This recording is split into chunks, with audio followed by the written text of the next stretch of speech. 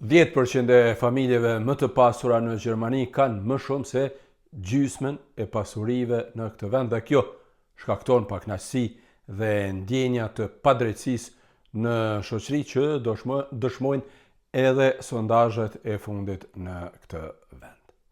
E kjo ka shkaktuar mlef te një grup i madh i njerëzve, sepse në Gjermani ndërkohë rreth 13 prej 3 milion njerëz apo 16 prej 1% jetojnë buzë varfërisë. Që të kuptohemi me njëherë, në Gjermani kufiri i varfërisë është më i lartë se sa në shumë vende të tjera të botës, sepse këtu konsiderohet i varfër secili që fiton më pak se 60% të ardhurave mesatare apo 1446 euro në muaj. Ndaj edhe nuk befason numri shumë i lartë i atyre që konsiderojnë se shpërndarja e pasurisë në këtë vend është e padrejtë.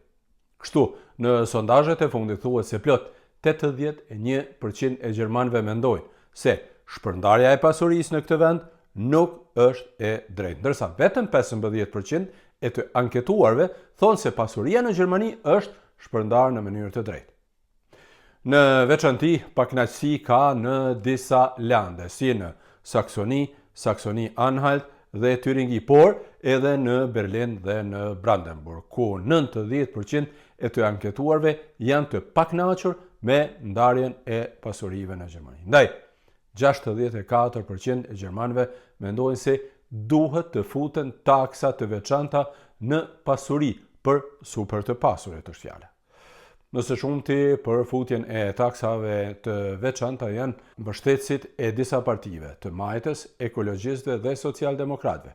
Por, edhe votuesit e partive të Unionit, CDU, CSU, me një shumicë prej 62% mendojnë se të pasurit duhet të paguajnë më shumë tatime se sa të tjera. Ndërsa mbështetësit e AFD-s janë me shumicë kundër këtyre taksave. Nuk e di si është në Shqipëri, Kosovë apo Maqedoni të Veriut, por në Gjermani, sipas të dhënave të fundit, 10% e familjeve më të pasura zotrojnë plot 54% të pasurisë totale neto në këtë vend. Në Gjermani ka herë flitet për futjen e taksave për super të pasurit, por kjo akoma nuk ka ndodhur. E shpesh flitet edhe për rritjen e taksave për trashëgimin e pasurisë që me siguri prek edhe shumë shqiptarë që jetojnë në këtë vend. Sipas kësaj ankete, plot 61% prej tyre thonë se duhet të rriten taksat për trashëgimi të mëdha.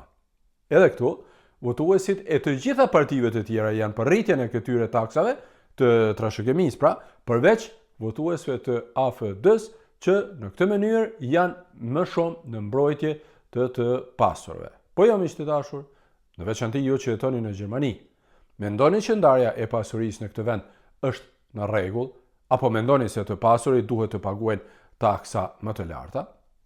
Nëse e njëjta pyetje me siguri që shtrohet edhe për shumë njerëz në Shqipëri, Kosovë e Maqedoni të Veriut, ku po ashtu e ndeku mes të pasurve dhe të varfërve është zmadhuar shumë kohët e fundit.